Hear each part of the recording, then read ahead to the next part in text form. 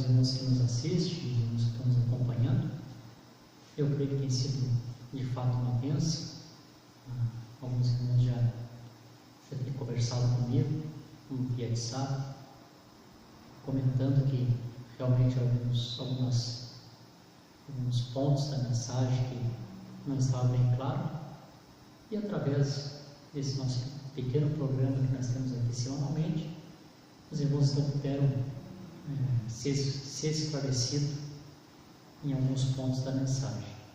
E nesta ocasião nós queremos aproveitar e continuarmos falando desses assuntos tão importantes que nós começamos a falar na semana passada, quando nós falamos a respeito que o irmão Brana, quando esteve aqui com seu ministério, estamos acostumados a ler as mensagens, como a gente percebe que o profeta repetiu muitas vezes essas mesmas frases, que ele diz que por um lado corriam os calvinistas, por outro lado corriam os arministas, e de como que ambos estavam errados, como que Deus precisava de um ministério profético, para que pudesse puxar esses dois lados, essas duas pontas, trazer para o centro, e então mostrar o centro desse assunto. E naquela ocasião ali, era o centro da discussão era sobre ser predestinado, ter o nome escrito no livro da vida do Cordeiro antes da fundação do mundo, ou se as pessoas tinham os seus nomes escritos quando aceitavam Jesus. Essa era a grande discussão. Então, quando o ministério do profeta entra em cena, o profeta puxa esses dois lados, essas duas extremas, como nós falamos no programa passado, e mostra que havia um centro desse assunto, e nós fomos beneficiados quando o profeta pregou aquela coleção de mensagens, a adoção, primeira parte, segunda parte, terceira parte, falando tudo a respeito de predestinação, de eleição, de como nós somos elegidos nele, antes da fundação do mundo, para sermos santos e irrepreensíveis, enfim, todos esses assuntos que já é um assunto bem conhecido dos irmãos da mensagem, nós temos a mensagem, esses assuntos já estão muito claros para nós. Então, também, nós sabemos que quando o irmão Brana esteve, principalmente no meio dos pentecostais, isso aconteceu no meio do povo pentecostal, que também havia duas extremas muito grandes acerca do povo pentecostal.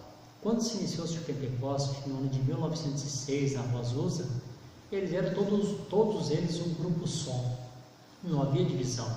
Hoje nós temos centenas de denominações pentecostais espalhadas pelo mundo, não se sabe o quanto existe de denominação pentecostal, existem várias denominações pentecostal, e hoje também temos os neos pentecostal, denominações novas que foram surgindo, em cima daquela experiência que os nossos irmãos lá no passado, no ano de 1906, receberam aquela experiência ali, quando o Espírito Santo desceu na Rua Azusa, onde eles foram cheios do Espírito Santo, e naquela parte da restauração dos dons, os dons estavam sendo restaurados, eles estavam vivendo na etapa da planta, naquela etapa da casca, eles estavam se preparando para receber o grão.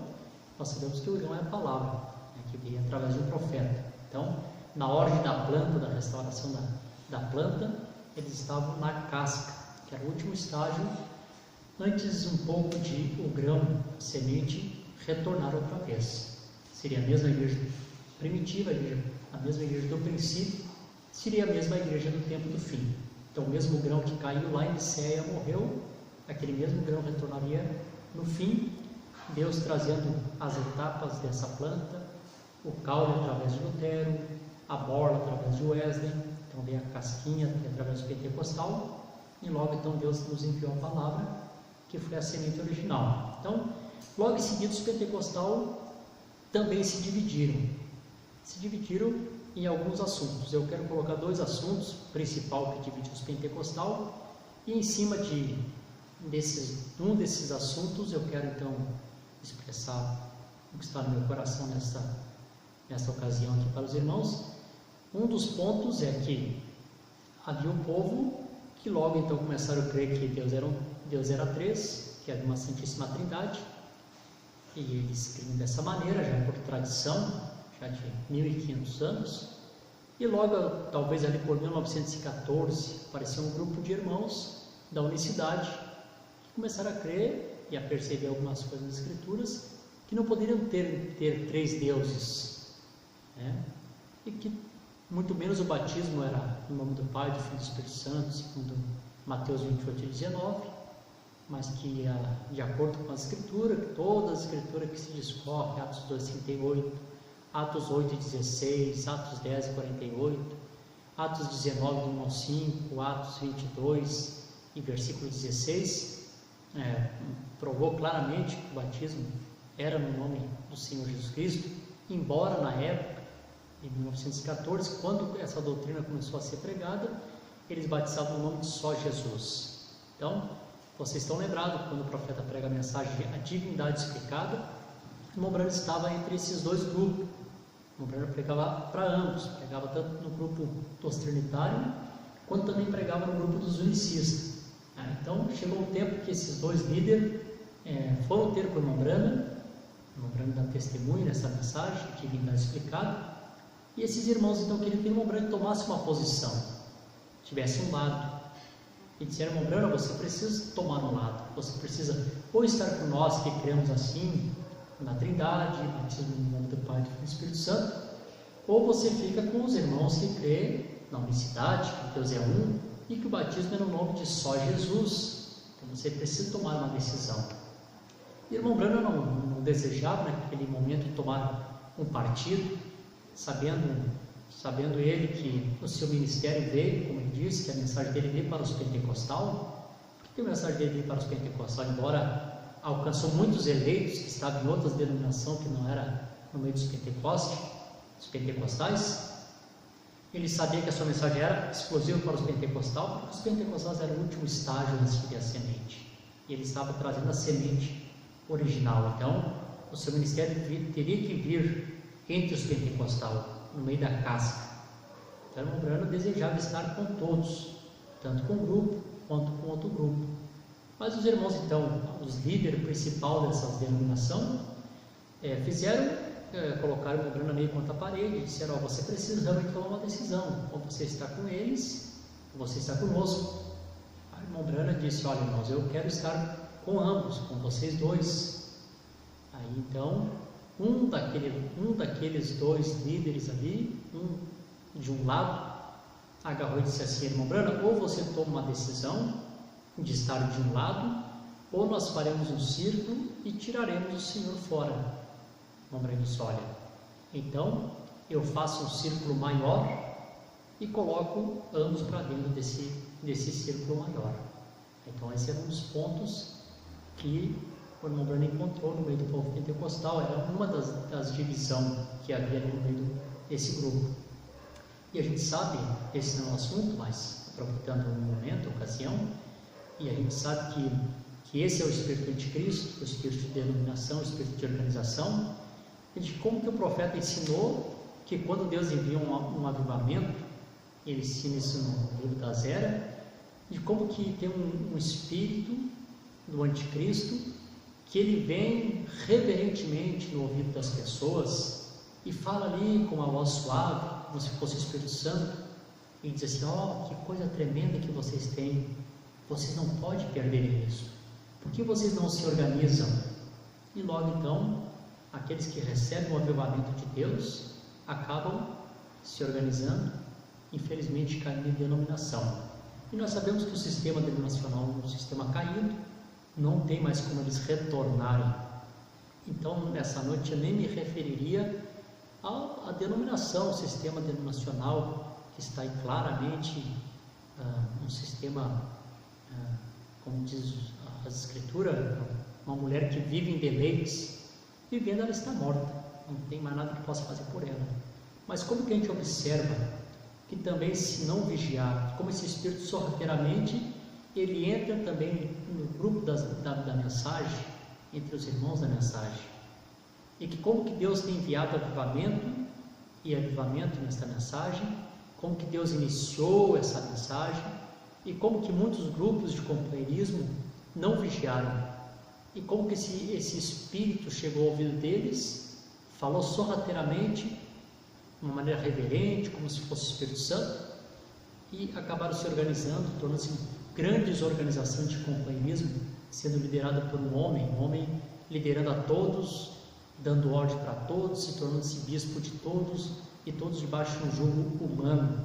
Infelizmente isso aconteceu, e logo então nós temos esse avivamento que Deus tem nos dado, da sua palavra, como que nós conseguimos compreender o mistério de Deus aberto, o mistério de Deus revelado, como que surgiu esse avivamento que abrangiu o mundo, que alguns irmãos intitulam como os irmãos da abertura da palavra, outros intitulam como os irmãos da terceira etapa. Nós sabemos que isso foi um avivamento muito grande do Espírito Santo que Deus nos enviou. E a gente percebe que o tempo passa, e se nós não tivermos discernimento, não tivermos entendimento, não tivermos uma vigilância muito grande, o que pode acontecer? Pode acontecer que esse espírito, aquele velho espírito sorrateiro que entrou lá na igreja primitiva, que falou aos ouvidos daqueles irmãos, que coisa maravilhosa que vocês têm, não percam isso, se organizem. Como é que a gente percebe que esse espírito pode também vir ao ouvido das pessoas, de pastores, ministros, líderes espirituais, e começaram também a dizer: olha, essa abertura da palavra é algo tremendo que vocês receberam, que coisa maravilhosa, que coisa grandiosa, porque quando Satanás não consegue combater, não consegue te convencer que aquilo está errado, ele virá de uma maneira diferente, ele virá dizendo: sim, isso é muito bom que vocês têm, olha que maravilha que vocês receberam, então por que vocês não se organizem, não colocam pontos de doutrinas em ordem, para que todos falem a mesma coisa? E o que nós percebemos? Nós percebemos que chega um ponto que os próprios ministros, os próprios pastores que pregavam, que não se pode colocar-se ponto e final em nenhum assunto da mensagem, que todas as vezes que nós pregamos a mensagem temos que colocar vírgula. Nós percebemos que são os mesmos que muitas vezes colocam as doutrinas, ensinam a sua congregação e colocam um ponto final definitivo e não aceitam ouvir mais nada. Então o que vem, não recebemos mais nada, não precisamos, já temos tudo, temos todo o conhecimento, a palavra foi aberta, não precisamos de mais nada. E infelizmente quando isso acontece, o que a gente percebe? Nós percebemos que isso é Laodiceia. O que é Laodiceia? Rica estou e de nada tenho falta. Foi que Laodiceia pensou: não preciso de mais nada. Como que essa igreja de Laodiceia aparece no livro de Ezequiel dizendo: eu não sou viúva, então não preciso de nada, não precisamos de mais nada, nós já sabemos tudo. E as pessoas, os líderes, os ministros, os pastores, às vezes perdem a visão e não querem ouvir mais nada. E sabemos que Deus não para, Deus está sempre avançando e Deus sempre tem algo a acrescentar. Então nunca podemos colocar aqui uma vírgula, um ponto final, se assim encerra-se o assunto, cremos assim, e o assunto está encerrado. Sempre colocar a vírgula, porque Deus sempre tem alguma coisa que acrescentar. Então, se os grupos da mensagem, os que dizem hoje que creem realmente nesse avivamento que Deus tem mandado, a abertura da palavra, fecharem a sua mente, fecharem seu coração e não puderem mais ouvir mais nada que Deus tem a dizer, por pensarem que já tem tudo, que já tem todas as respostas, e que nós temos aqui a nossa linha de doutrina, a nossa linha de pensamento. E se alguém do grupo sai um pouquinho fora dessa linha de pensamento, como a ciência tem seus paradigmas, e qualquer cientista que trabalha na ciência precisa se manter exatamente dentro dos paradigmas da ciência. Qualquer cientista que chega e discorda, diz: olha, eu acho que a ciência errou nessa parte, temos que rever isso. Se não estiver de acordo com os paradigmas da ciência, simplesmente aquele cientista ele é colocado para fora, Então não faz mais parte daquele grupo de cientistas. O que a gente percebe? A gente percebe que também, parece que nos grupos da mensagem colocam paradigmas.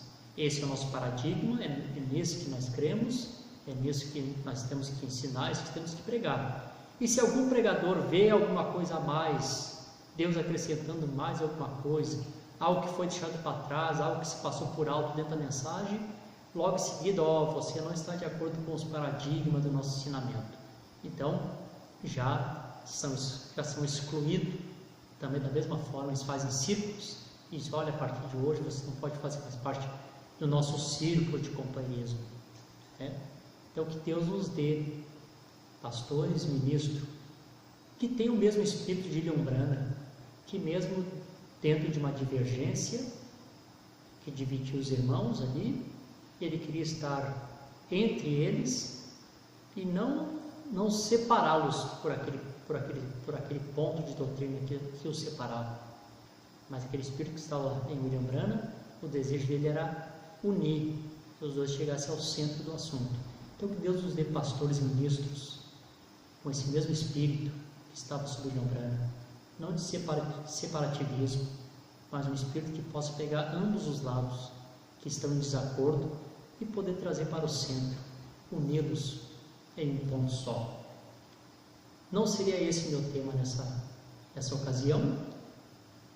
Eu falaria de outro assunto que nós falamos a semana passada a respeito da terceira vinda de Cristo, mas eu creio que também isso serve de ajuda para nós compreendermos o que Deus está realizando, está fazendo, e também para abrir os nossos olhos, o nosso entendimento, para ver também como Satanás também está trabalhando, e a maneira que ele trabalha, e a maneira que ele vem sorrateiramente. Que Deus os abençoe com esse pequeno esclarecimento, no nome do Senhor Jesus Cristo.